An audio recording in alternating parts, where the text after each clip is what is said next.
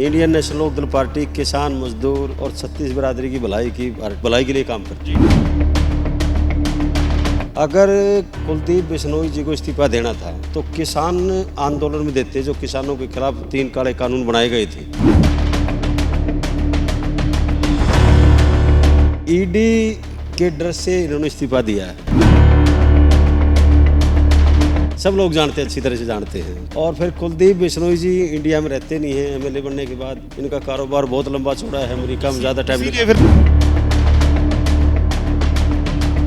और आंदोलन में किसानों की, मजदूरों की, कर्मचारी, व्यापारी और बच्चों की, विद्यार्थियों की आवाज़ तक ही उठाते हैं। जैसे स्कूलों में ये दिक्कत आई हुई है, तालाबंदी की, टीचर्स नहीं है, बड़ी दिक्कत है बच्चों के सामने। तो ये शिक्षा को ख़त्म करने की जो नीति सरकार की, उसके खिलाफ भी कूड़ाराम जी लगातार आवाज़ उठा रही है।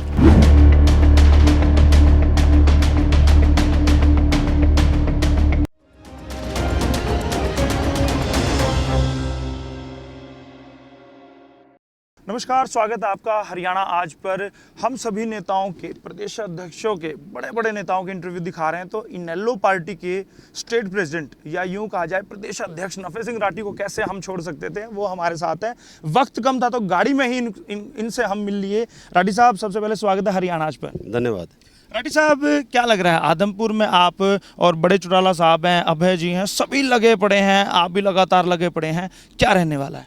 देखिए, इंडियन नेशनल लोक दल पार्टी किसान मजदूर और छत्तीस बिरादरी की भलाई के लिए काम करती है। ये बाई इलेक्शन की नौबत क्यों आई? अगर कुलदीप बिश्नोई जी को इस्तीफा देना था तो किसान आंदोलन में देते, जो किसानों के खिलाफ 3 काले कानून बनाए गए थे, उस बात को लेकर के इस्तीफा देते। उस बात को लेकर इस्तीफा तो दिया नहीं। इलाहाबाद बनाना चाह रहे थे आप? ये नहीं, ये ईडी के डर से इन्होंने इस्तीफा दिया है। सब लोग जानते हैं, अच्छी तरह से जानते हैं। और फिर कुलदीप बिश्नोई जी इंडिया में रहते नहीं हैं। एमएलए बनने के बाद इनका कारोबार बहुत लंबा चौड़ा है, अमेरिका में ज़्यादा टाइम। फिर आपने कूड़ाराम लोकल व्यक्ति को उतारा है? जी बिल्कुल, लोकल व्यक्ति हैं और छोटी से लेकर बड़ी समस्या तक ये आंदोलन करते रहते हैं। और आंदोलन में किसानों की, मजदूरों की, कर्मचारी, व्यापारी और बच्चों की, विद्यार्थियों की आवाज़ तक ही उठाते हैं। जैसे स्कूलों में ये दिक्कत आई हुई है, तालाबंदी की, टीचर्स नहीं है, बड़ी दिक्कत है बच्चों के सामने। तो ये शिक्षा को ख़त्म करने की जो नीति सरकार की, उसके खिलाफ भी कूड़ाराम जी लगातार आवाज़ उठा रही है। लेकिन अगर बात की जाए जन समर्थन की, लोगों के बीच आप रहते हैं, नब्ज भी टटोल रहे हैं आप, तो क्या लग रहा है इनेलो किस पायदान पर खड़ी है, किस रैंक पर खड़ी है? मजबूत उम्मीदवार है कूड़ाराम जी। इनका गांव बहुत बड़ा है, 11,500 के आसपास वोट हैं। सारा गांव लगभग एकजुट हो चुका है। आसपास के गांव भी इनके साथ लगे हुए हैं। और ये बड़ा जब परिणाम आएगा तो बड़ा आश्चर्यजनक परिणाम होगा। लेकिन आश्चर्य तो आपने पहले ही कर दिया लोगों को कि अपने किसी कार्यकर्ता को टिकट ना देके आपने जो आपके शायद उन्होंने ज्वाइन बाद में किया, टिकट की घोषणा उन्होंने पहले कर दी थी। यानी सेटिंग हुई, साठगांठ की। आप साठगांठ या सेटिंग ना को आप, उसका कारण ये था कि यहाँ महापंचायत हुई थी जिसमें काफ़ी गाँव के लोग इकट्ठे हुए थे।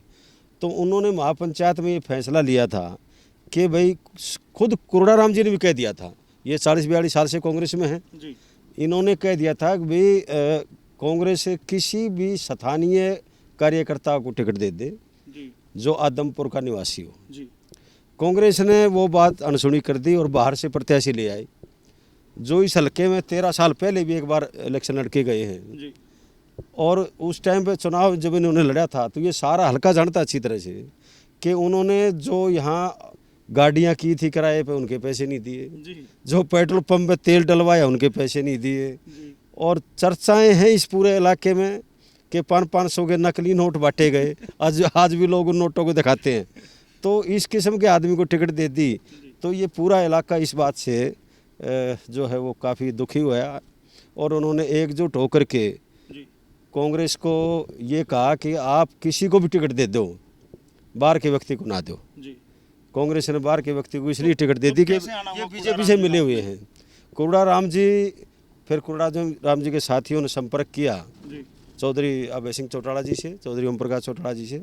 उन्होंने कहा भी हम तो वैसे भी किसान और मजदूर के महती हैं जी और कभी से ही किसान और मजदूर और आम आदमी की भलाई के लिए काम किए हैं।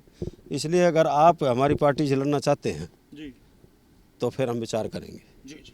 चलिए, अब आपने टिकट भी दे दी उनको लड़वाने के लिए, आपने मैदान में भी उतार दिया, लेकिन आपको नहीं लगता कि भव्य बिश्नोई, कुलदीप बिश्नोई और इधर आपके जेपी हुड्डा, मतलब बड़े बड़े चेहरों के सामने कुरड़ाराम कहीं बोने दिखाई दे रहे हैं? देखो मैं मानता हूँ कि ये पैसे के लिहाज से तो उनसे कमज़ोर हो सकते हैं, लेकिन जन समर्थन के हिसाब से उनसे कमज़ोर नहीं। जी लोगों का अपार स्नेह मिल रहा है और हमें पूरी आशा है कि आदमपुर हल्के का जब रिजल्ट आएगा जी तो निसंदेह किसानों और गरीबों के हित में कोराराम जी को जिताने का फैसला लोग करेंगे। कहीं ना कहीं एलनाबाद को देखकर तो नहीं आप दावे कर रहे हैं? बड़ौदा में काफ़ी फजीयत हुई थी पार्टी की, एलनाबाद आप जीत गए क्योंकि आपका गढ़ था, यहाँ पर भी उसी की तर्ज पर सोचते हैं कि जीत जाएंगे? देखो फैसला तो लोगों ने लेना है, जी लेकिन उतार चढ़ाव आते रहते हैं राजनीति में, एक सा समय होता नहीं है, उतार चढ़ाव आते रहते हैं। जी जी। लेकिन इसका मतलब ये नहीं है कि आराम से बैठ जाएं, लगे रहना पड़ेगा। लगे रहना पड़ेगा और लगे रहते हैं। और कोराराम जी बड़े संघर्षशील आदमी हैं और बड़े संघर्षशील साथी हमें मिले हैं। तो इंडियन नेशनल लोकदल का हर कार्यकर्ता कोराराम जी के लिए दिन रात मेहनत करने पर लगा हुआ है। कुरड़ाराम जी भी, आशा है कि ये जीतेंगे। कुरड़ाराम जी मेहनत कर रहे हैं, नफे सिंह राठी मेहनत कर रहे हैं, अभय चौटाला, ओम प्रकाश चौटाला इस उम्र में मेहनत कर रहा है। INLD का सारा कार्यकर्ता लगा हुआ है। तो बदलाव कब आएगा? क्योंकि बड़ा लंबा अरसा हो गया। अभी आ जाएगा 6 तारीख को, 6 को रिजल्ट है। है, 6 को रिजल्ट आ जाएगा। 2024 के लिए प्रदेश अध्यक्ष की क्या प्लानिंग? 2024 के लिए तो सीधी और स्पष्ट बात है कि बीजेपी की सरकार नहीं आएगी। बीजेपी की सरकार के खिलाफ सारी पार्टियां एकजुट होंगी। चौधरी ओम प्रकाश चौटाला जी ने इसके लिए ज़मीन तैयार कर दी है। जेजेपी इनेलो क्या एक होंगे? जेजेपी खत्म, जेजेपी का कोई आधार नहीं रहेगा। तो इनेलो में शामिल कर लेंगे उनको? मैं ये कह रहा हूँ कि जेजेपी का आधार कुछ नहीं रहेगा। शामिल तो करेंगे आप उनको या जाने देंगे कहीं? बात ये नहीं है। बात तो ये है कि जो वोटर था वो इंडियन नेशनल लोकदल का वोटर था, वो चला गया उस टाइम पे, अब वो वापस आ गया। तो अगर आपसे राय मांगी जाए, जेजेपी को शामिल कराएंगे, उस परिवार को शामिल करेंगे इनेलो में? देखिए, जब चौधरी ओम प्रकाश चौटाला जी ने ये कह दिया कि हमें किसी से कोई परहेज नहीं है, अगर वो माफ़ी मांग करके आएंगे पार्टी में तो उस पर चौटाला साहब ज़रूर विचार करेंगे। संभावनाएं हैं अभी? संभावनाएं तो बनी रहती हैं राजनीति में। चलिए, बहुत बहुत शुभकामनाएं रहेंगी आपके लिए भी। तो नफे सिंह राठी हैं, आप आदमपुर चुनाव पर ही नहीं 2024 की प्लानिंग पर भी बात की, क्या राय आप रखते हैं? इनेलो का ग्राफ बढ़ेगा 2024? क्या इनेलो का रहने वाला है? क्या दोनों परिवार एक हो पाएंगे? ये भी एक बड़ा सवाल है। कमेंट करके जरूर बताइए। बहुत बहुत धन्यवाद। कैमरा पर्सन अजीत के साथ यशपाल कंचन, हरियाणा आज के।